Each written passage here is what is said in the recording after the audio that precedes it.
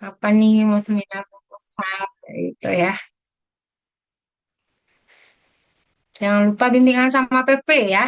Jadi nanti udah oke sama PU, nanti ada tambahan waktu lagi sama PP kayak gitu ya. Jadi kalau bisa apa sih namanya gak berbarengan kayak gitu ya dengan PP. PP-nya dihubungi juga sehingga bisa lebih cepat nih pelaksanaan seminar proposal.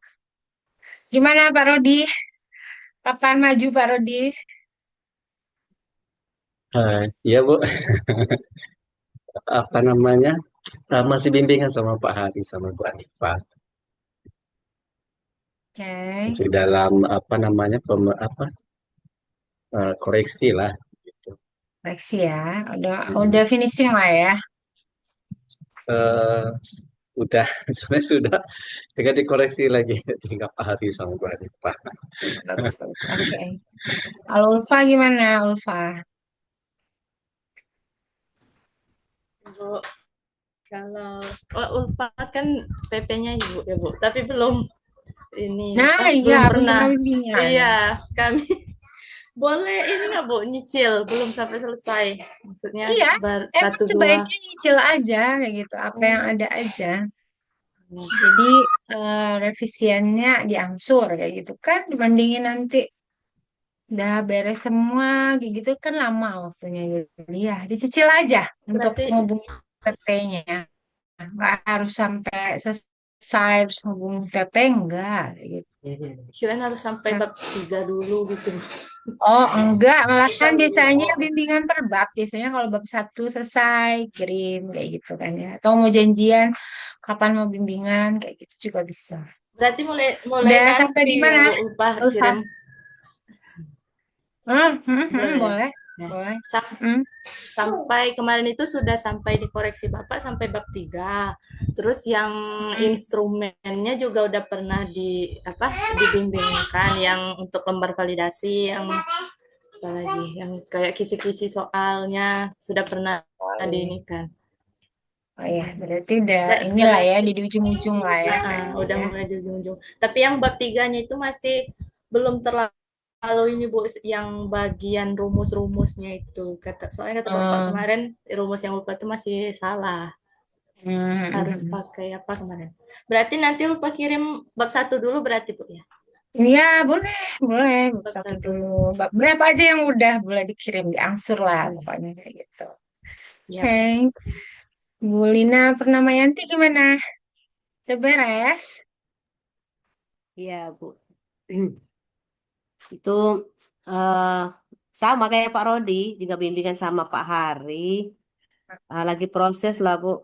Sampai ke sama ini apa namanya? bab 1, bab 2, tahap bab 3 sekarang, Bu. Iya. Oke.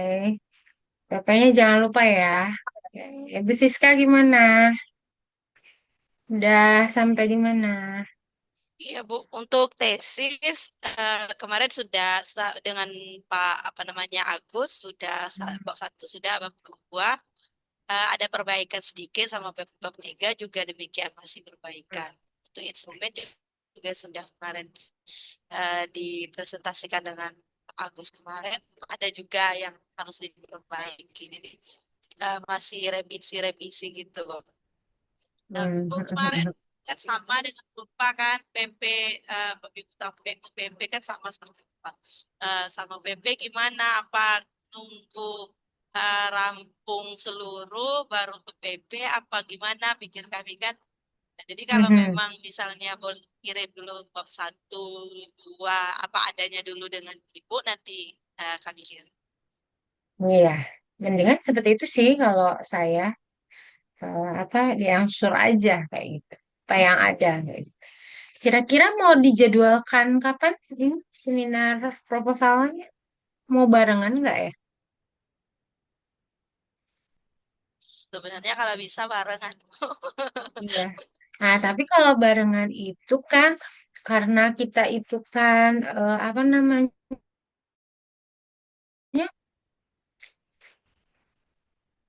jadwal kuliah aktif ya, jadi tidak dimungkinkan untuk seminar proposal di hari Jumat dan Sabtu kayak gitu. Karena Betul. kan dosen Jumat Sabtu kan full ngajar ya semester 1 dan semester 2. Nah, itu tidak dimungkinkan untuk melaksanakan seminar proposalnya di hari Jumat atau Sabtu kayak gitu. Jadi em, eh, apa namanya? Jadi nanti hmm, dianggap saja di semester semester ini pertemuannya tuh ketemu kayak gitu ya 1 kali untuk kegiatan tatap mukanya, tapi tidak di hari Jumat dan Sabtu kayak gitu. Paling bisanya karena ini kita ada berenam ya. Berenam itu nggak mungkin 1 hari ya kalau seminar proposal ya, pasti 2 hari ya kalau 6 orang kayak gitu. Biasanya diatur 3-3 atau paling banyak tuh maksimal 4. Tapi maksimal 4 itu juga kasihan kayak Bu Hanifah itu kadang-kadang nggak bisa kalau dari pagi full nguji sampai sore kayak gitu ya. Udah nggak mau beliau kayak gitu karena terlalu capek ya. Maksudnya bacanya terus pagi sore kayak gitu ya. Jadi paling disetting 2 hari ya gitu. Misalkan mau kalau di setting 2 hari, kalau misalkan mau Rabu Kamis kayak gitu juga bisa. Rabunya full 4 misalnya. Jadi ditanya dulu sama Bu Hanifah ya. Kadang-kadang beliau mau, kadang-kadang enggak kayak gitu ya. Jadi apa namanya? Dan Prof. Agus juga kadang ada ngajar juga di prodi lain kayak gitu kan ya. Nah, jadi bisa disetting biasanya kalau mau tuh biasanya saya kalau untuk kelas online itu ditanya ke mahasiswa kesediaannya di hari apa yang bisa untuk pelaksanaan seminar proposal kayak gitu. Jadi kayak kemarin yang apa mahasiswa online yang baru selesai kemarin, nah itu eh, pas untuk ambil jadwal untuk pertemuan tatap muka di semester setelah UASnya itu dijadiin untuk seminar proposal kayak gitu. Jadi tetap datang 1 kali ke Bengkulu ke Unip, tapi jatahnya jadi jatah untuk seminar proposal kayak gitu. Nah, seperti itu biasanya diambil situ dan itu disepakati aja. Misalnya, ya udah Bu, kami udah rampung nih sekitar akhir April kayak gitu ya, atau apa kayak gitu. Biar saya bisa eh, nggak bisa dadakan kan kalau ngasih jadwal ya ke dosen-dosen ya supaya beliau juga bisa ngatur. Misalnya kalau kita udah ngejadwalin, jadi beliau bisa menolak kalau ada tawaran menguji di prodi-prodi lain. Saya sudah ada kayak gitu di S2 penuh nggak bisa hari itu kayak gitu. Makanya kita menjadwalkannya jauh-jauh hari karena kan masih semester 3 kan datangnya jauh-jauh tuh kayak gitu kan ya. Jadi kan kalau bisa semua dosen tuh bisa hadir kayak gitu. Jadi nggak apa kecuali ada dapat halangan yang mendadak lah ya. Mendadak atau biasanya kan kalau musibah atau apa iyalah nggak bisa dielak lah kayak gitu ya. Tapi kalau misalnya kayak mengajar, menguji di prodi-prodi lain kayak gitu tuh bisa kita atur kayak gitu, untuk bisa dikosongkan. Nah, nanti disepakati saja kayak gitu. Kira-kira bisa dikonsultasikan ya. Misalnya oh, kayaknya udah agak beres nih, tinggal bagian ini saja. Mungkin bisa dikonsultasikan juga ke PP, ke PU, ke PP-nya. Kira-kira saya bisa nggak Pak kalau maju misalkan April. April itu sekitar ya, karena kan kita awal Mei, eh, karena sekitar awal Mei itu kita udah ujian akhir semester ya. Nah, nanti diperkirakan aja, misalkan minggu ketiga April atau kapan kayak gitu bisa sama-sama datang. Tapi ya itu tadi tidak bisa di hari Jumat atau Sabtu jadinya ya untuk seminar proposalnya. Nah, itu nanti disepakati aja bersama, bisa barengan. Biasanya barengan. Ya, anak online sukanya barengan. Jadi dihabisin 2 hari untuk seminar proposal berbareng kayak gitu. Nah, itu ya. Jadi nanti kan ini udah di ujung-ujung nih, udah apa namanya? Penelitiannya tidak ada yang ngambil di semester ini kan? Atau ada yang men-setting materi di semester ini penelitiannya? Tidak ya? Di semester ganjil semua ya, tidak di semester Ya, Bu. genap ya. Semester genap hanya data PIPM saja ya. Oh ya, ambil data untuk data PIPN. Oke, nah berarti nanti diatur saja ya, nanti dikasih tahu saja ke saya lebih cepat, lebih baik untuk memperkirakan waktunya kayak gitu, supaya nanti bisa di setting. Nah, kalau ngambil hari Kamis itu kepaksa cuma bisa sampai setengah hari karena kan ada program percepatan. Jadi kuliah Kamis tuh mulai dari jam 1 sudah ada jadwal kuliah dosen kayak gitu. Jadi cuma bisa hari Kamis tuh cuma 2 orang. Kalau kita berenam berarti hari Rabunya 4 orang, hari Kamisnya 2 orang kayak gitu.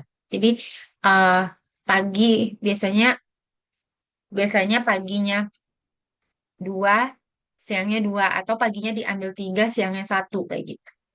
Dimepetin jadi 1,5 jam, 1,5 jam setiap mahasiswa untuk melaksanakan seminar proposal dari pagi sampai setengah 1, nanti setengah 2 nyambung lagi sampai jam 3, kayak gitu. Jadi ada 4 orang di satu hari, 2 orang di hari Kamisnya, kayak gitu. Nanti disepakati saja eh, kira-kira di hari apa bisa untuk datang kayak gitu ya untuk melaksanakan seminar proposal. Nah, satu lagi, eh, misalkan sudah dapat ya jadwalnya, udah ACC dan semuanya, itu kan eh, proposalnya harus dibagikan 3 hari sebelum pelaksanaan. 3 hari sebelum pelaksanaan seminar proposal. Nah, kalau saya nggak apa-apa dikasih, maksudnya soft copy nggak apa-apa, 3 hari sebelum itu soft copy nggak apa-apa kalau ke saya. Tetapi ada beberapa dosen yang tidak menerima dalam bentuk soft copy, jadi harus dalam bentuk cetak kayak gitu. Ya, jadi kalau misalkan harus menggunakan cetak, mungkin nanti Bapak Ibu bisa menghubungi pihak fotokopian saja. Ada fotokopian Remon di sana yang bisa langsung mengantarkan ke prodi kayak gitu. Biasanya nanti bisa ditanya aja kontaknya ke Pak Jimmy atau Bu Seka kayak gitu ya, atau Bu Vera ya, yang biasanya langsung hubungi Remon kayak gitu untuk cetak. Nah, kalau saya sih nggak masalah ya, misalnya diantar soft copy, kemudian diantar juga apa namanya, eh, undangan, kemudian nanti cetaknya pas mau pelaksanaan ujian juga nggak apa-apa. Tapi ada beberapa dosen yang tidak bisa kayak gitu ya, karena ada beberapa dosen yang memang harus membaca cetak dan langsung dicoret-coret di sana kayak gitu. Jadi diperhatikan 3 hari sebelum pelaksanaan ujian, apa namanya, cetak dari proposalnya udah nyampe ke meja dosen masing-masing kayak gitu. Jadi bisa dibantu lewat pengiriman file saja ke fotokopian. Nanti udah paham lah ya dari pihak fotokopian itu. Nah, nanti yang dikirim jangan Word tapi PDF ya, supaya tidak apa namanya pindah-pindah lagi. Biasanya kalau dikirim Word itu ketika cetak kadang-kadang nggak cocok kayak gitu ya. Nah, jadi pastikan yang dikirim adalah PDF ke pihak fotokopiannya kayak gitu. Nah, itu gambarannya ya. Karena kan kalau Bu Lina sama Bu Sola ya tinggal sedikit lagi lah, kalau ke saya tinggal finishing mungkin udah bisa dianggap lah ya. Tinggal menghubungi PP lagi ya. Kalau ACC PP bisa maju. Nah, kalau mau kan katanya kemarin mau barengan nih untuk seminar proposalnya. Nah, itu bisa sepakat aja nantinya kapan. Kayak gitu ya. Bisa mengingatkan itu saja supaya tidak eh, kebablasan, supaya nanti ketika bulan Juli masuk itu setidaknya selama liburan itu bisa validasi kayak gitu kan ya. Jadi Juli misalnya, jadi Bapak Ibu bisa ngejar wisuda April kayak gitu. Jadi kalau wisuda April atau kok wisuda April sih, wisuda Februari ya. Jadi Desember harus beres kan, tidak tidak berbayar lagi kan di Desember. Jadi bisa wisuda Februari. Februari itu apa ya? Februari nggak? Atau apa ya? Lupa saya ya. Pokoknya nggak bayar lagi deh di Januari, tidak ada pembayaran UKT lagi kayak gitu ya. Nggak salah Februari deh. Apa April? Pokoknya nggak ada bayar lagi di sana. Nah, usahakanlah Juli itu udah penelitian. Juli, misalnya, karena kan November atau Desember awal, nah agak ngeri itu Desember, karena Desember itu banyak kalender merah biasanya kayak gitu ya. Terus dosen-dosen kebanyakan ambil cuti tahunan kayak gitu ya, yang sampai 8 hari kayak gitu kan ya. Jadi supaya tidak terhambat, jadi kalau bisa November akhir itu udah pada sidang kayak gitu, atau Desember awal lah paling lama itu udah pada sidang tesis.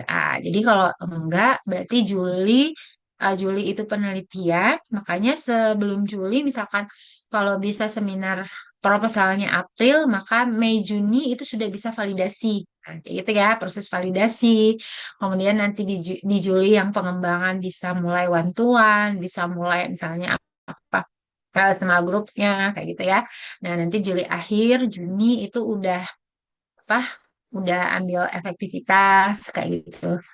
Juni, Juli, Agustus, September, nulis, Oktober, November itu udah bisa seminar hasil, Desember awal, paling lama ya, Desember awal itu udah sidang tesis, kan gitu. Itu diusahakan seperti itu ya, supaya tidak ada lagi bebas prakteknya. Nah, kadang-kadang Bapak Ibu juga harus memperhatikan persyaratan pendaftaran ya untuk sidang. Yang pertama publikasi dikejar minimal Sinta 4. Kemudian nanti kalau ada tes TOEFL itu diupayakan ikut dulu tes TOEFL. Pokoknya TOEFL itu skornya berapapun, yang penting ada sertifikat. Nah, kayak gitu loh. Sertifikat dari UPP. Kok UPP sih? Eh, UPT bahasa ya.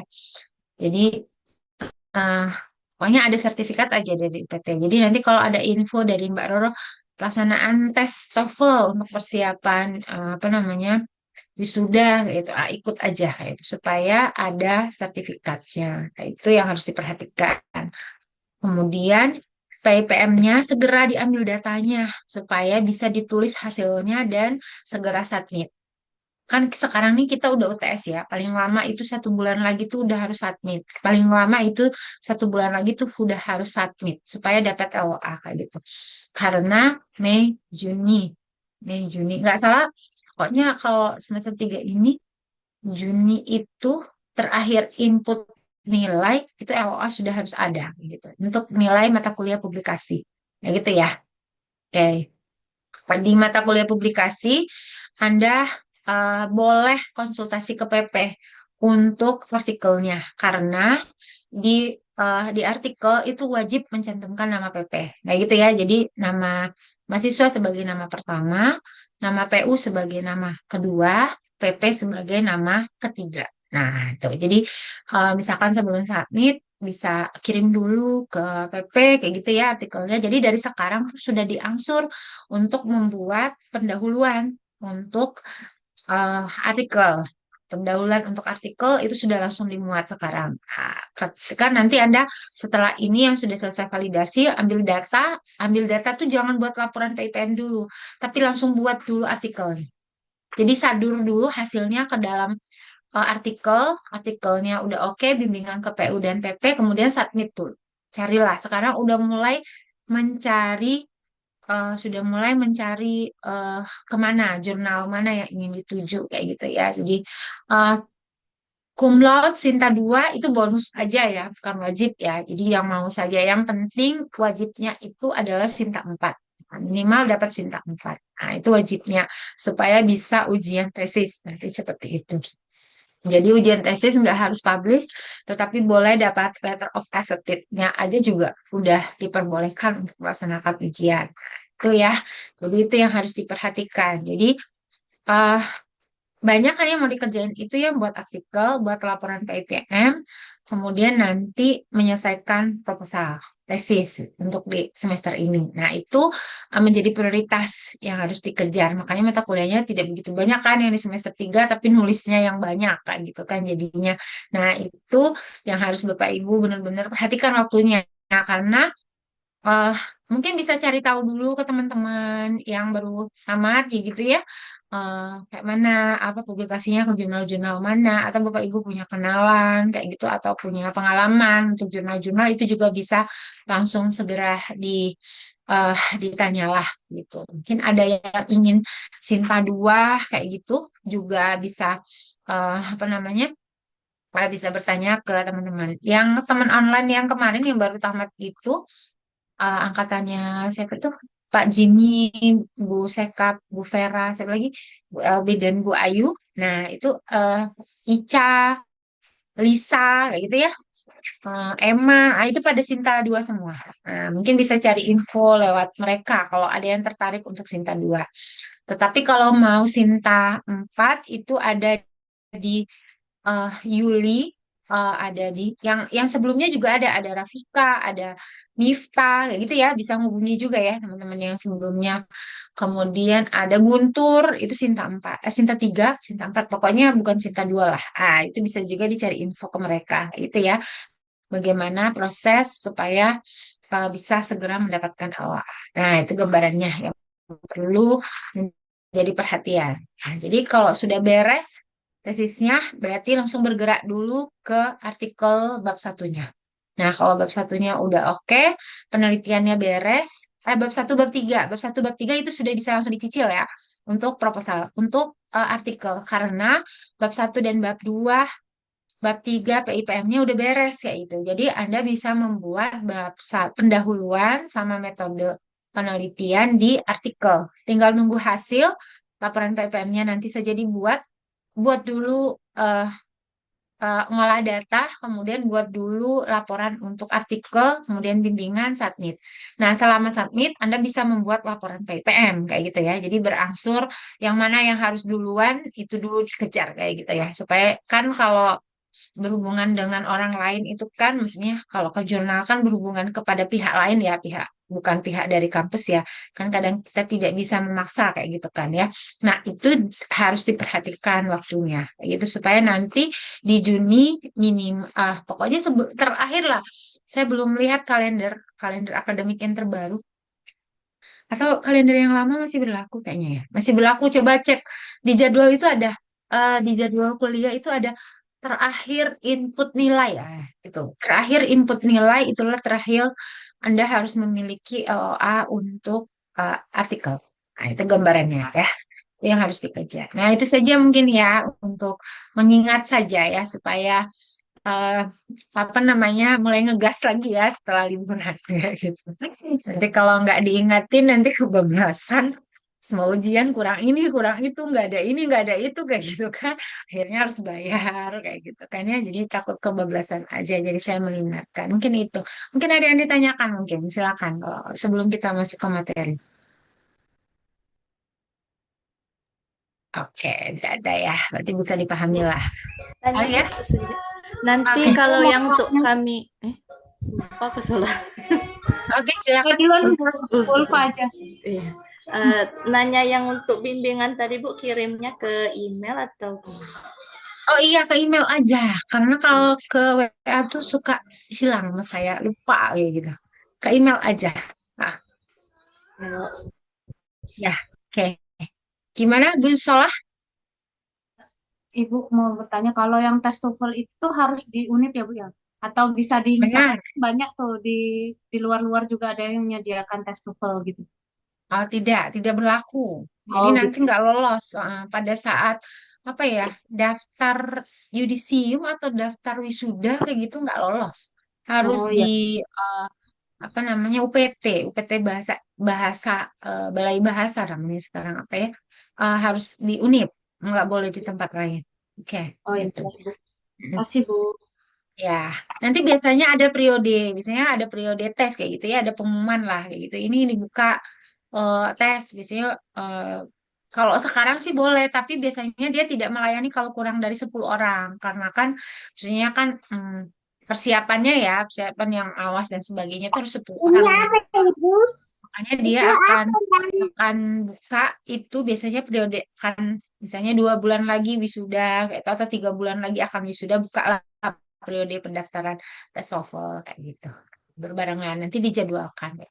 Biasanya diinfokan nanti sama Mbak Roro di grup ya kalau ada info-info dari UPT untuk pelaksanaan tes kayak gitu. Nah itu gambarannya ya. Oke, tidak ada lagi. Oke, kalau tidak ada kita masuk ya hari ini saya akan menyambung materi yang sudah disampaikan oleh Prof. Agus ya, materi evaluasi pembelajaran matematika. Nah ini evaluasi ini sebenarnya sudah ada di S1 gitu ya. sering juga Anda ketemu ya. Ini mungkin ada beberapa sedikit nanti yang akan perluasan saja ya dari evaluasi yang sebenarnya sudah pernah ditemui sebelumnya gitu. Hari ini kita akan membahas tentang tes paralel ya, tes paralel. Pernah dengar instrumen tes paralel?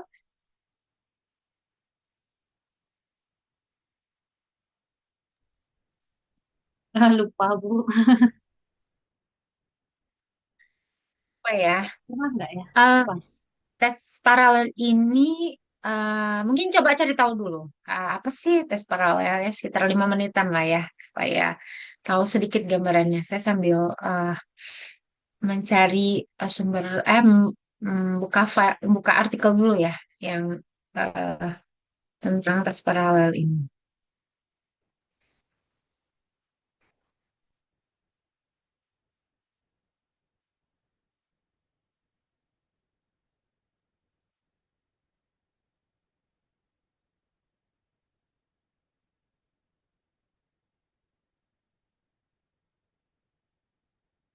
Hmm.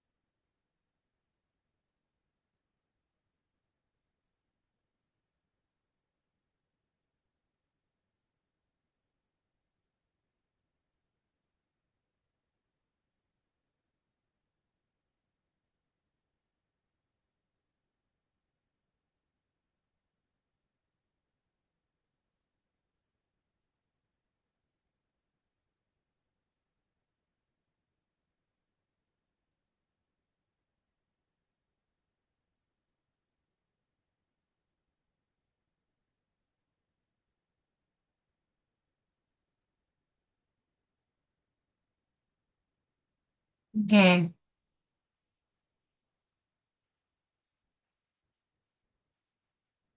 nah ini. Jadi, tes paralel itu adalah dua tes yang disusun dari tujuan ukur yang sama dan blueprint yang sama, sehingga jumlah item atau taraf kesukaran untuk tes kognitif adalah sama. Uh, jadi kita kayak membuat dua tipe soal kayak dia. Misalnya dua tipe tes, tes tipe A atau tipe B gitu ya, atau tipe satu, tipe 2. Nah, dua dua soal, bukan dua soal ya, dua tipe soal ini mempunyai tujuan ukur yang sama. Berarti dilihat dari tujuan pembelajarannya sama. Kemudian eh, pelaksanaannya, cetaknya juga sama, kayak gitu ya. Kemudian dia punya jumlah item yang sama. Jadi kalau tipe A punya item 5, tipe B juga punya item 5. Kemudian dia juga punya taraf kesukaran secara level kognitif yang biasanya kita coba dulu untuk sekarang kita pakai belum aja dulu ya.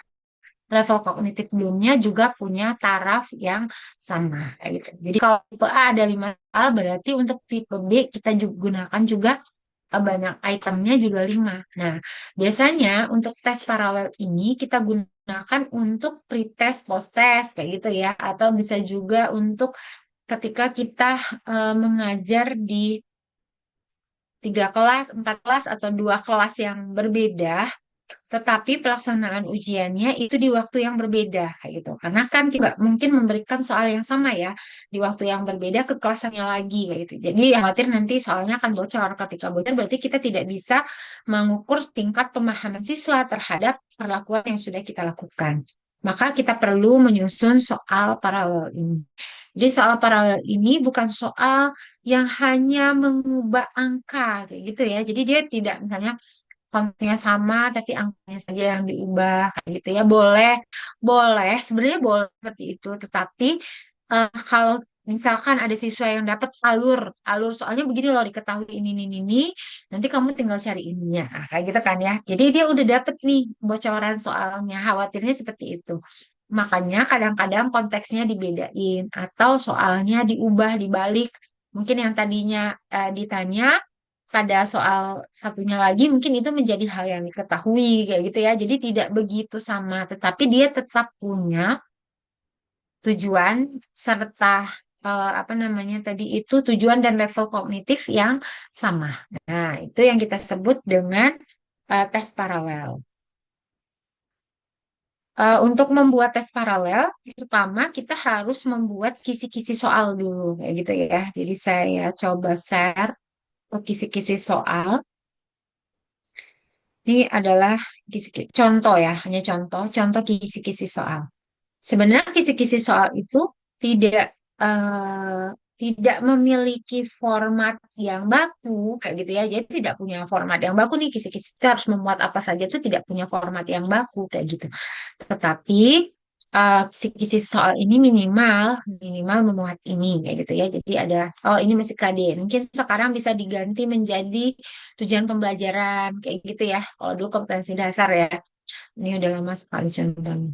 Ah, boleh diganti menjadi tujuan pembelajaran, kemudian indikator soal. Nah, ini ada level kognitif, soal, dan jawaban. Kayak gitu ya. Jawaban ini untuk memperlihatkan bahwa soal ini punya soal yang kita buat tuh ada jawabannya, kayak gitu ya. Minimal dia punya level seperti ini. Punya formnya seperti ini. Jadi sekarang kita lihat yang disebut dengan indikator soal itu seperti apa sih indikator? Ini kalau ini adalah tujuan pembelajarannya, maka indikator soal itu adalah mendeskripsikan secara umum bentuk soal, kayak gitu. Jadi kalau bentuk soalnya, perhatikan gambar di bawah ini, maka indikator soalnya bagaimana? Diberikan dua segitiga siku-siku, yaitu segitiga ABC dan segitiga ABD, yang salah satu sisi siku-sikunya merupakan sisi identitas. Jadi terlihat nih, oh gambarannya seperti ini yang disebut dengan indikatornya ya, yang terletak pada satu bidang. Diketahui AB tegak lurus terhadap BC dan AB tegak lurus juga terhadap BD dan BC sama dan kongruen dengan BD. Buktikan bahwa segitiga ABC eh, sama dan kongruen dengan segitiga ABB. Nah, mungkin di soalnya eh, ada gambar kayak gitu ya yang mendeskripsikan indikator ini, kayak gitu. Jadi ini digambarkan, perhatikanlah gambar di bawah ini. Yang ditanya itu adalah eh, untuk membuktikan bahwa segitiga ABC sama dan sebangun dengan segitiga ABD dan beri penjelasan. Nah, ini level kognitifnya adalah C2. Nah, mungkin ini dulu penelitian pendahuluan yang saya lakukan di universitas ya. Tingkatannya itu adalah di apa tuh, geometri bidang dan ruang lah. Ini ya di mata kuliah geometri bidang dan ruang ya. Makanya dia hanya C2 kayak gitu ya. Karena dia hanya mengingat sifat-sifat dari yang disebut dengan kekongruenan dari dua segitiga ini. Nah, ini gambarannya. Nah, kemudian dibuatlah jawabannya. Oke, ini jawabannya. Oke. Begitu juga dengan eh, begitu juga dengan soal yang kedua. Soal kedua juga sama. Jadi indikatornya itu mendeskripsikan secara umum bentuk dari soalnya. Soalnya seperti apa. Nah, itu gambarannya. Kemudian setelah dapat kisi-kisinya, kan ini akan ada dua ya. Sekarang kita coba analisis sama-sama. Apakah soal ini cocok ya antara tujuan pembelajaran, level kognitif dengan soal, kemudian kita lihat apakah paralel nantinya, gitu ya. Dari segi itu kita lihat sebelum kita menganalisis secara kuantitatif ya dengan menggunakan reliabilitas dan validitas atau korelasi dari kedua soal itu setelah diuji coba. Nah, ini. Ingat ya soal. Oh, di sini. Oh, saya ingatkan ini dulu, Pak. Mungkin hanya mengingatkan saja ya. Mengingatkan level belum. Level belum itu ya. C1 itu level kognitifnya mengingat. Sebenarnya kan kata kerja operasionalnya banyak ya, bukan bukan ini salah satunya saja. Kata kerja operasionalnya itu adalah menyebutkan, misalkan mengidentifikasi kayak gitu ya. Jadi itu masuk ke dalam C1 yang paling rendah sekali level kognitifnya. Kemudian C2 itu memahami. Jadi kalau untuk menyebutkan itu mungkin kalau ini kan menuliskan kembali rumus ABC atau bisa dengan cara menjodohkan juga boleh ya kalau untuk mengingat ya atau menyebutkan sifat-sifat kayak gitu juga boleh atau ciri-ciri dari satu benang apa misalnya kayak gitu itu disebut dengan C1.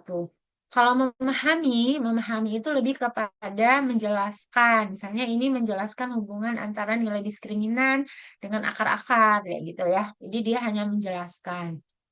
Kayak tadi, misalnya menjelaskan apakah bisa dijelaskan kedua segitiga ini adalah kongruen. Nah, kayak gitu ya, dia masuk ke dalam C2. Kalau C3, aplikasi atau menerapkan, dia hanya menerapkan rumus. Rumus itu diterapkan langsung, kayak gitu ya. Jadi, eh, eh, misalkan rumus luas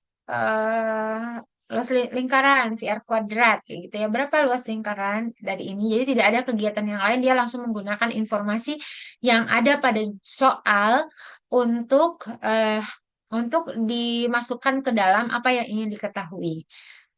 Itu berlaku sebaliknya ya. Jadi kalau hanya menggunakan soal, misalkan kalau yang tadi mencari luas lingkaran, misalkan soal berikutnya luasnya diketahui jari-jarinya yang ditanya itu masih ke dalam level C3 kayak gitu. Jadi bukan karena ketika luas diketahui itu ngajari jari dia masuk ke dalam analisis tidak, karena dia tetap menerapkan rumus yang ada, tidak ada analisis yang dilakukan. Maka levelnya tetap di level C3. Kemudian C4 menganalisis. Menganalisis salah satu cirinya dengan membandingkan atau memeriksa kembali kayak gitu ya. Atau kita bisa menggunakan eh, siswa tuh nggak bisa langsung kayak rumus yang ada kayak gitu ya. Jadi ada satu step yang dilakukan oleh siswa sehingga dia bisa menggunakan rumus yang akan kita pakai. Nah, jadi ada tahap itu, ada tahap analisis sebelum dia menerapkan rumus yang ada. Itu ciri dari C4. Kalau C5 mengevaluasi, jadi dia kayak memprediksi, kemudian memutuskan, misalkan diminta untuk mencari dengan cara A dan cara B. Sekarang apa yang bisa Anda simpulkan dari dua cara? Nah, itu bisa menjadi C5 mengevaluasi kayak gitu ya. Atau eh, untuk menyelesaikan soal ini dibutuhkan sintesis dari dua konsep misalnya. Menggabungkan konsep ini dengan konsep ini baru dapat penyelesaian. Nah, itu juga termasuk ke dalam mengevaluasi atau sintesis ya. Kalau dulu namanya sintesis. Nah, sekarang yang C6-nya adalah mencipta. Nah, mencipta ini eh, hal yang paling eh, gambaran yang paling mudah ya kalau saya nggambarinnya kalau untuk mencipta di soal bagaimana sih? Soal yang arahnya kepada C6. Biasanya ini berpikir kreatif. Berpikir kreatif tuh levelnya adalah mencipta. Salah satu soalnya itu adalah soal open-ended. soal yang banyak jawaban. Nah, itu bisa ngarahin siswa untuk berpikir kreatif. Masuklah dia ke dalam mencipta. Salah satu contoh soalnya seperti ini. Misalkan diketahui volume dari volume dari eh, balok lah ya. Volume dari balok itu adalah berapa biasanya? Kalau ada 2 kali 3 6 6 kali 4 24 ya. Nah, 24 itu kan bisa didapat dari, jadi anaknya diketahui volume dari sebuah kubus 24 cm kubik. Tentukanlah panjang, lebar, dan tinggi dari eh, dari balok tersebut. Nah, itu udah masuklah ke dalam mencipta. Karena siswanya bisa banyak jawaban. Setiap siswa punya apa sih? Punya bentuk jawaban yang berbeda-beda gitu ya. Ada yang membuat 2 4 6 misalnya 2 4 berapa kayak gitu beda-beda ya. Ada yang 2 2 6 misalnya kayak gitu ya. Jadi dia banyak. Nah, inilah yang salah satu soal yang ngarahin kepada berpikir kreatif, yaitu kepada level C6 atau mencipta ini. Jadi lebih kepada soal-soal open-ended, arahannya kepada soal-soal open-ended. Nah, ini saya mengingatkan untuk level kognitifnya. Sekarang kita coba menganalisis, ada contoh dari soal paralel, ya, soal paralel, soal paralel. Oh, masih di sini ya. Nah, ini ada soal paralel.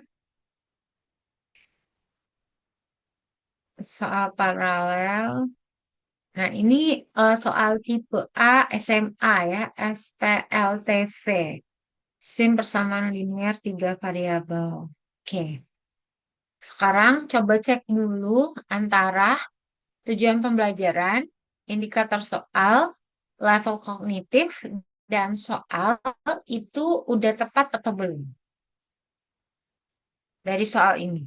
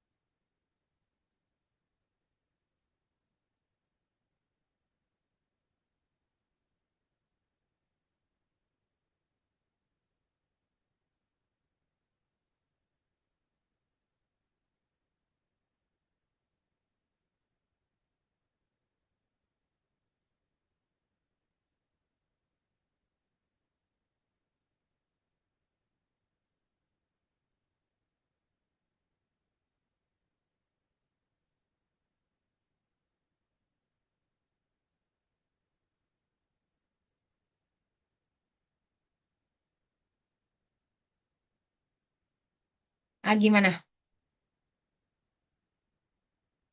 Apakah udah cocok antara tujuan pembelajaran dengan indikator soal?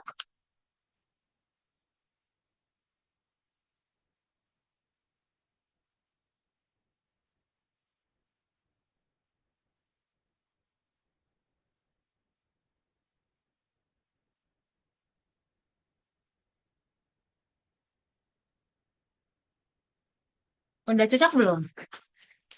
Antara tujuan pembelajaran dengan indikator. Tujuannya itu peserta didik mampu dan dapat menerapkan konsep sistem personal linear tiga variabel SPLTV dalam menyelesaikan masalah dengan cara yang benar dan tepat. Sedangkan indikator soalnya diberikan tiga jenis kue tradisional Bengkulu dengan keterangan harga per biji kue tersebut, serta diberikan informasi jumlah total uang yang dimiliki oleh Etika. Harusnya nggak perlu pakai nama ya indikator soalnya itu ya, jadi dia menjabarkan secara umum aja begitu nggak apa-apa.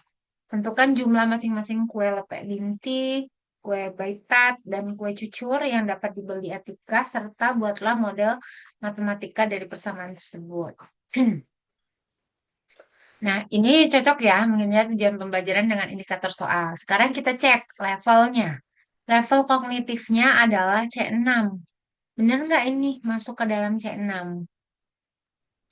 Kue lepek binti, kue baitat, dan kue cucur bandan merupakan beberapa jenis makanan tradisional Bengkulu. Suatu hari, Atika ingin pergi mengunjungi rumah kakeknya untuk membantu membersihkan halaman rumah. Sebelum ke rumah kakek, Atika ingin membeli kue lepek binti, kue baitat, dan kue cucur bandan dengan harga. Nah, ini ada harga-harga dari kuenya.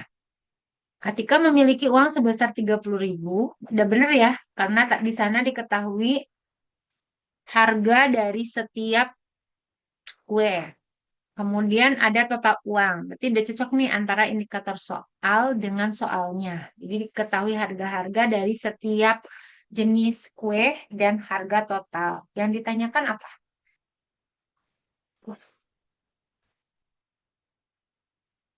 Ingin menentukan jumlah masing-masing kue yang dapat dibeli. Oke. Apakah cocok C6? Nah, sekarang kecocokan dengan level kognitifnya. Cocok, Bu, kalau menurut saya. Cocok. Nanti kan jawabannya macam-macam, Bu. Oke, Bisa macam. cocok ya. Cocok. Kita lihat jawabannya. Bentar, saya permisi sebentar.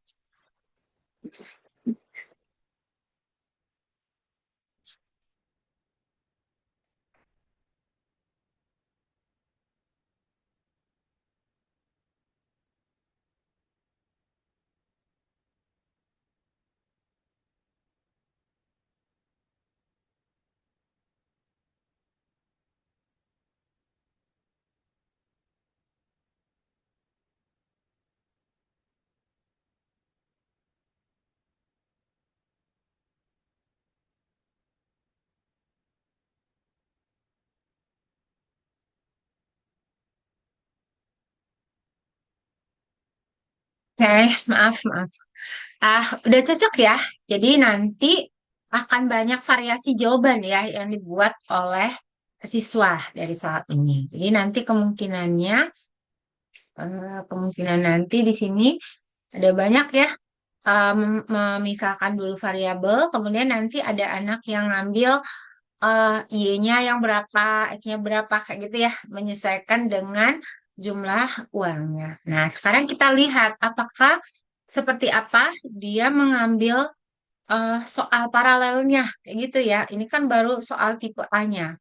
Sekarang kita cek untuk soal tipe B-nya, seperti apa dia membuat soal tipe B-nya. Nah, ini soalnya nanti dari kisi-kisi nanti dibuat ke dalam bentuk soal jadinya. Nah, ini kita lihat kunci jawaban. Nah, ini. Nah, ini soal untuk tipe B. Untuk soal tipe B, coba perhatikan lagi. Soal tipe B, ini soalnya. Apa yang membedakan dan apakah dia masih termasuk ke dalam level yang sama untuk soal tipe B secara level kognitifnya?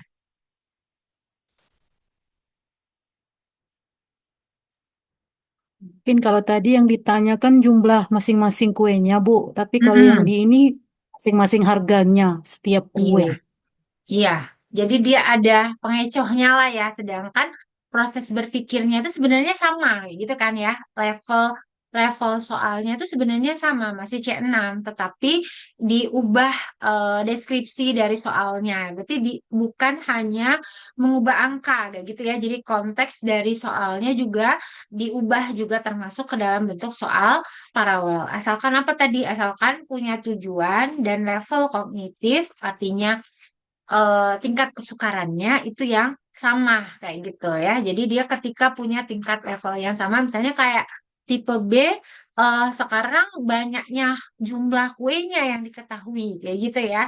Dengan jumlah total uangnya juga sama, maka diminta untuk mengidentifikasi berapa harga dari setiap kue kayak gitu. Jadi kemungkinannya banyak juga yang bisa dibuat oleh siswa kayak gitu ya. Pasti siswa akan punya eh, apa namanya eh, try errornya macam-macam ya untuk menemukan eh, harga dengan jumlah uangnya sebesar 20.000 ini.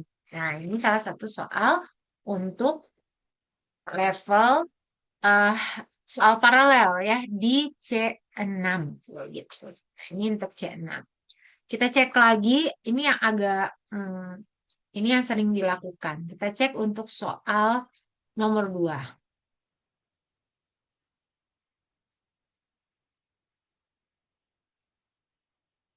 Nah, ini soal nomor 2-nya C3. Dengan tujuan pembelajaran yang sama, tapi coba cek dulu di sini. Ini bentuk soalnya.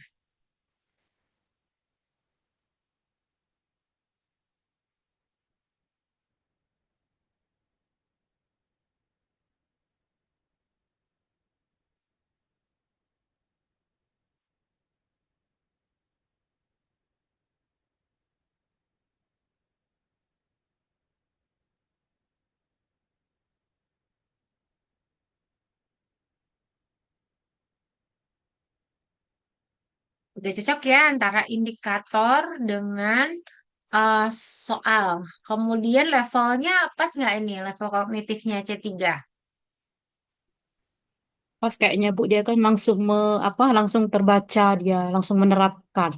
Iya, dia langsung menggunakan saja ya. Oh, udah Hmm. dibuat model, terus digunakanlah aturan dari apakah substitusi, apakah eliminasi, atau campuran. Nah, sekarang kita cek soal paralelnya untuk soal nomor 2. Untuk soal nomor 2, dia punya soal paralel seperti ini. Ini soal paralel untuk tipe B, soal tipe B-nya.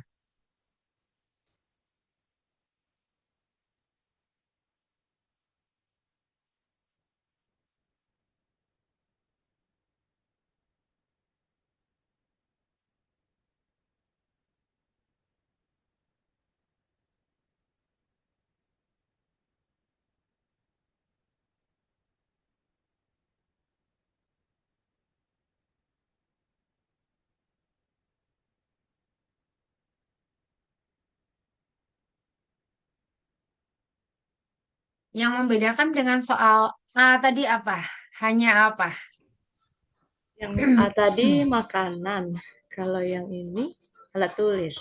Iya, hanya konteksnya saja yang diubah ya. Konteks. Nah, ya, jadi hanya konteksnya yang diubah, kemudian dengan bentuk yang sama, kayak gitu ya. Nah, sebenarnya soal yang seperti ini tidak begitu dianjurkan atau disarankan ya, karena bentuknya tuh sama persis kayak gitu kan antara A dengan B itu tidak ada beda. Jadi kalau misalkan dapat bocoran ya pokoknya diketahui ini dan ini, kita tinggal cari ininya saja kayak gitu. Jadi anak tuh secara secara dia udah dapet tuh eh, bocoran soal kayak gitu ya. Jadi diarahkanlah ke ke bentuk. Tapi kadang-kadang dari misalkan 5 soal adalah satu soal yang seperti itu. Jadi jangan semua kayak gitu ya. Jadi jangan semua soal yang hanya mengubah angka misalnya kayak gitu ya. Apalagi konteksnya juga tidak berubah. Nah itu eh, Apalagi pretest dan posttest itu mudah sekali diingat oleh siswa. Jadi ketika ingin posttest dia ingat aja kemarin bentuk waktu pretest kan soalnya kayak gini nih, kayak gitu ya. Jadi coba dibalik misalkan kayak gitu ya yang tadinya mungkin ketahui sekarang jadi ditanya kan dengan alur dan proses berpikir yang tetap sama. Tetapi siswa membutuhkan nggak analisis juga untuk menyelesaikannya. Kayak itu. Jadi dia tidak mengingat saja soal yang sudah. Itulah gambaran dari soal paralel. Nah, sekarang untuk menguji apakah dua soal ini adalah soal yang bisa kita kategorikan sebagai soal paralel, kayak gitu ya. Saya stop share dulu. Nah, ini ada teorinya. Di sini, eh, di artikel ini disampaikan, nah, kita cukup dengan menggunakan SPSS saja untuk melihat apakah kedua soal ini terkategori, kayak gitu ya. Jadi soal ini apakah kedua tes itu setara, kayak gitu ya. Ketika dia setara, kita cukup mencari korelasinya saja. Korelasi antara soal A dan soal B. Ah, Biasanya siapa? SPSS, Pak Rodi ya. Saya share SPSS Pak Rodi. Ini totalnya nanti cari saja.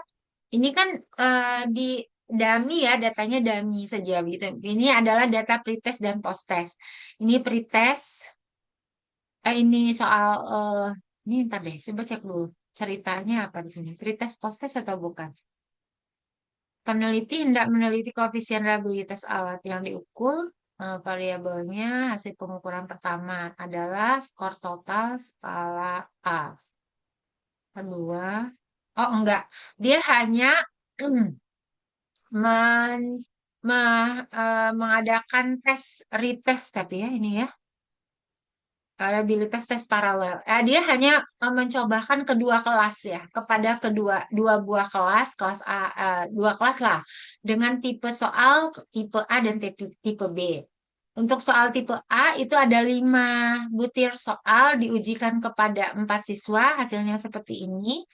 Ini adalah totalnya 14, 14, 12, 11. Kemudian soal tipe B juga banyaknya adalah 5 soal kayak gitu ya. Kemudian skornya 4, 4, 2, 3. Oke. Pak Rodi mau coba SPSS atau siapa yang udah buka SPSS bisa share?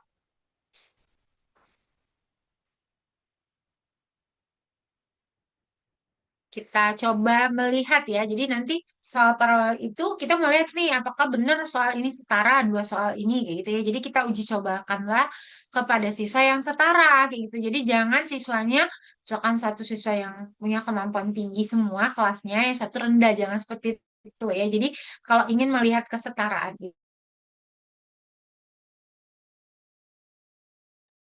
ya. Jadi Eh, jangan ya SPS, gimana? SPS saya ganti laptop, Bu. Oke, siapa yang Jadi ada bisa laptopnya bantu lama share kiranya. SPSS? Ulfa ada atau Bu Siska atau Bu Lina Purnamayanti, Bu Lina Simbolon atau Solah? Yang canggih nih lupa kayaknya laptopnya. Saya kemarin itu Bu baru ngeinstal karena ngeheng. Oke, gimana Ulfa? Bisa share?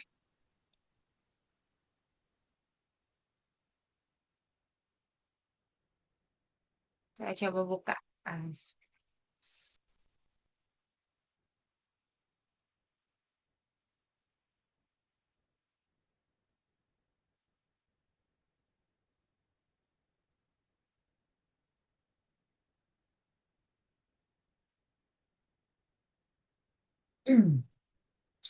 Kita hanya ngelihat korelasinya saja ya, apakah dia memang berkorelasi setara ketika signifikansinya punya nilai yang sama dari kedua tes itu. Agak berat ya kayaknya nih membuka SPSS-nya.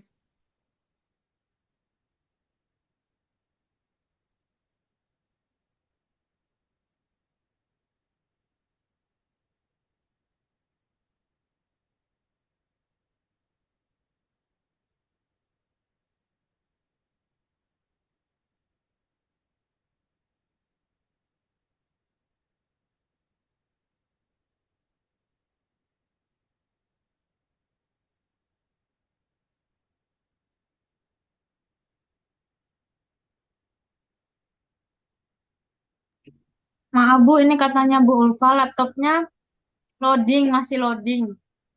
Oh, masih Agak loading ya. lama. Oke. Ya, kalau saya nih Hmm. kebetulan lagi masih di luar Loh, kota Bu, jadi cuma bawa tablet, nggak ada Oke. SPSS-nya. loading tadi Bu nggak bisa dipencet. Oh, nggak bisa Ini ya. udah Ini saya coba. kebuka.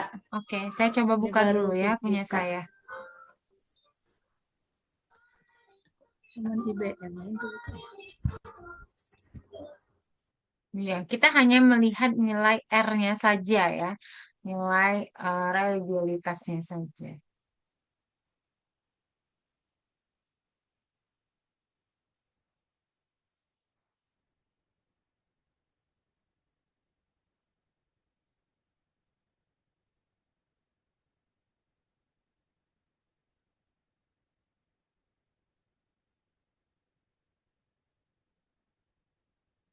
Oke, ini bisa.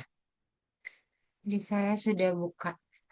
Kita coba share untuk SPSS-nya.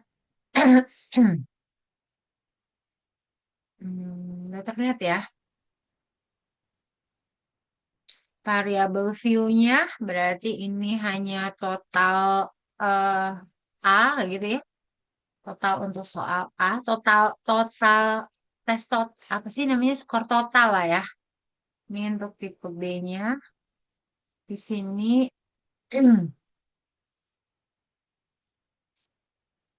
eh, apa nih? Desimal. Desimalnya ambil 0 saja.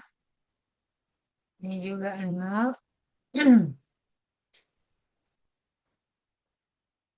Ini apa? Skala. Nominal. Nominal ya. Oke. Udah, kemudian kita lihat di data view-nya ada total A dan total B. Berapa tadi ya angkanya? Dimisalkan saja ya. Dimisalkan 14, 14, 12, 11. Berarti A itu adalah 14, 14, 11, 12 ya kalau salah tadi ya. 12 11 14, Bu. 12, 11 ya. 12, 11. Nanti ini 12, 11. Kemudian B-nya itu adalah 4, 4, 2, 3. 4, 4, 2, 3. Nah, nih.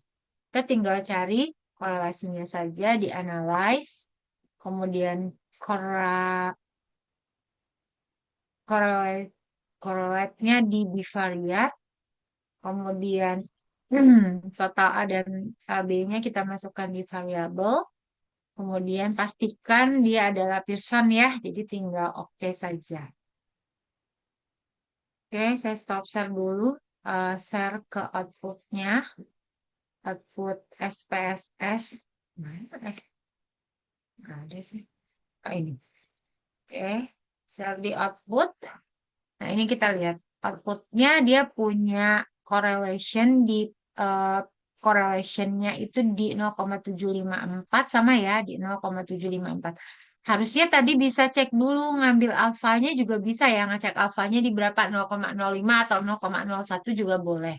Nah, ini dia punya nilai korelasi yang bagus ya, yang sama ya di 0,754. Berarti kita bisa nyatakan bahwa soal yang kita buat tadi itu adalah setara, kayak gitu ya. Jadi dia adalah paralel dengan tes yang seperti ini. Jadi eh eh, walaupun tadi kita lihat ya, kalau skornya kan berbeda ya. Ada yang tinggi sekali 14, 14, 11, 12. Yang satunya tadi 4, 4, 2, 3 kan ya skornya ya satu-satu. Nah, dia itu ngelihat setaranya itu adalah kepada kemampuan siswanya kayak gitu. Jadi enggak apa namanya setara. Jadi kita ditandai dengan ini. Coba saya share dulu artikelnya tadi. Nah, ini. Nah, di sini dinyatakan bahwa eh, R-nya tuh dapatnya di 0,897, nggak tahu ya. Ini dapatnya di 0,897. Tadi saya dapatnya di 0,7. Mungkin SPSS-nya tuh beda ya antara misalnya saya SPS 16, siapa misalnya ada yang 19 tuh lebih detail lagi. Kalau turun lagi ke bawah 14 tuh lebih lebih tidak apa lebih galatnya lebih besar lagi kayak gitu. Nah, di sini dia nyebutkan kita hanya memperhatikan nilai reliabilitasnya saja. Nah, di nilai reliabilitas ini, nah seperti yang disampaikan di sini, nah ini saya share eh ini tadi Pak. Nah, kita ngelihat nilai reliabilitasnya di sini. Jadi ketika eh, punya nilai reliabilitas yang punya korelasi ya,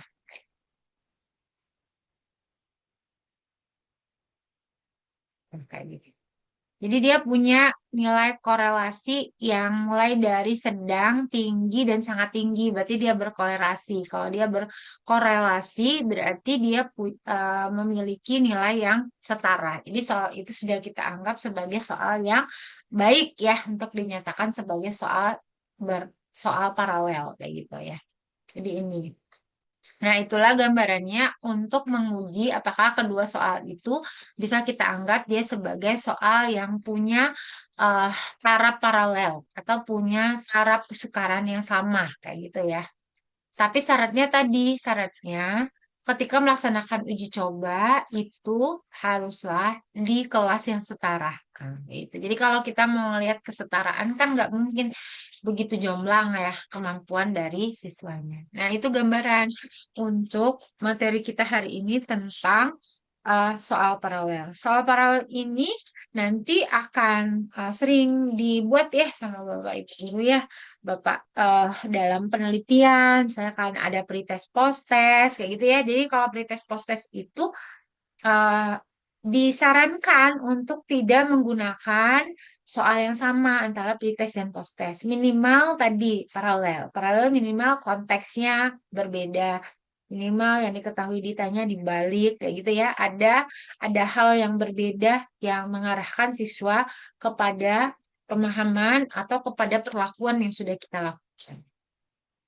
Ada yang ditanyakan sampai di sini? Saya persilakan untuk soal paralel.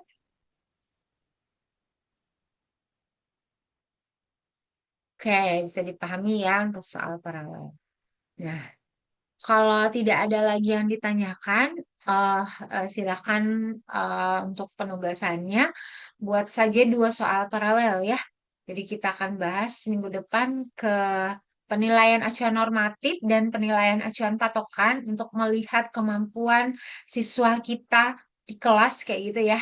Tapi sebelumnya nanti kita akan bahas sedikit dulu tentang soal yang kita buat ini. Nah, nanti akan ada beberapa yang presentasi sebentar ya untuk soal paralel ini. Jadi saya sarankan soal paralel yang Bapak Ibu buat ini adalah soal paralel yang akan Bapak Ibu pakai saja. Misal ini untuk PIPN, untuk soal tesisnya, kayak gitu ya. Jadi soal yang apa yang Bapak Ibu berikan di mata kuliah ini langsung akan menjadi lampiran di tesis atau di PIPM-nya. Jadi nggak perlu apa namanya buat-buat soal baru yang nantinya mungkin tidak digunakan kayak gitu. Arahkan saja kepada produk dari tesis atau PIPM-nya untuk bisa langsung dieksekusi dipakai kayak gitu. Jadi misalkan level soalnya itu adalah pemecahan masalah, jadi arahkan saja Bapak Ibu sudah langsung membuat soal pemecahan masalah. Kalau misalkan Bapak Ibu membuatnya soal berpikir kreatif, ya arahkan saja soal-soalnya sesuai dengan indikator-indikator kemampuan berpikir kreatif kayak gitu. Jadi buat aja dulu dua soal ya. Untuk berarti kalau dua soal akan ada empat soal ya. Jadinya yang dibuat ya dua soal paralel ya, dua soal paralel. Dua soal paralel, usahakan dua soal ini punya apa namanya itu punya kayak apa ya, ciri yang berbeda lah kayak gitu ya. Jadi dia punya ciri yang berbeda. Boleh di level kognitifnya yang berbeda, boleh kepada konteksnya yang berbeda, atau pertanyaan-pertanyaannya yang agak berbeda antara satu dan dua. Nah, itu gambarannya. Dan ditanyakan sampai di sini untuk penugasannya. Oke, tidak ada. Kalau tidak ada, Nggak ada. mungkin hari... gimana? Tidak ada ya. Oke, Tidak kalau ada, tidak cukup. ada mungkin Ya, Bu. cukup untuk bisa dipahami lah ya. Nah, minggu depan kita akan membahas tentang penilaian acuan normatif dan penilaian acuan patokan. Nah, ini apa untuk menentukan kategori siswa berkemampuan tinggi, sedang, dan rendah itu seperti apa melalui penilaian acuan normatif dan penilaian acuan patokan. Itu yang akan kita bahas minggu depan. Mungkin hari ini cukup sampai di sini. Kita akan apa namanya ketemu lagi minggu depan kayak gitu ya. Jadi tolong yang tadi ya, tolong apa namanya jadwal untuk ujian tesisnya ya bisa segera didiskusikan, kemudian disepakati bersama kira-kira sekitar tanggal ini gitu ya. Oke, itu saja mungkin ya hari ini cukup sampai di sini. Mohon maaf tidak bisa sampai jam berapa? Jam 3 ya. Saya harusnya kita sebenarnya di jadwal itu salah ya, harusnya 2 SKS ya. Evaluasi itu 2 SKS. Coba cek di portal nggak salah 2 SKS. Bukan 3 ya, di jadwal tuh kayaknya saya kebuat 3 deh, saya lihat kok 3 ini kayak gitu ya. Harusnya itu 2 SKS kalau semester 3, kecuali anak semester yang kurikulum baru. Kalau kurikulum baru baru dia 3 SKS. Kayaknya ke paste yang dari jadwal semester 1 itu masuk ke semester 3 ya. Itu saja ya hari ini. Demikian, mohon maaf atas salah dan hilaf. Assalamualaikum warahmatullahi wabarakatuh. Waalaikumsalam warahmatullahi Waalaikumsalam warahmatullahi Kita foto dulu, Bu. wabarakatuh. Oh iya, oke, silakan Pak Rodi. Ini grupnya di mana ya? Kita punya grup kan dulu masih ada ya, nggak salah ya. Nama grupnya apa? Ya, Apa ya? statistik Ya, dulu nanti ya, Bu. dibuat lagi, Bu. Iya, mata Dibuat lagi, kuliah Bu. yang dibuat Nanti ini lagi. itu. diganti. Iya, oke, Diganti oke. nama aja kalau masih ada kan. Tinggal ganti Statistik nama aja kemarin. maksud saya seperti itu. Mm-mm. Iya, Ya, Bu. oke. Oke, kita foto ya. Posisi terbaik. Sola, kok gelap? Memang gelap Pak di sini Pak, nggak ada Oh iya. cahaya. Oh, iya. Oke, siap ya. Hitungan ketiga. 1, 2, 3. Oke, dengarkan sebentar. Oke, sekali lagi. Boleh berpose.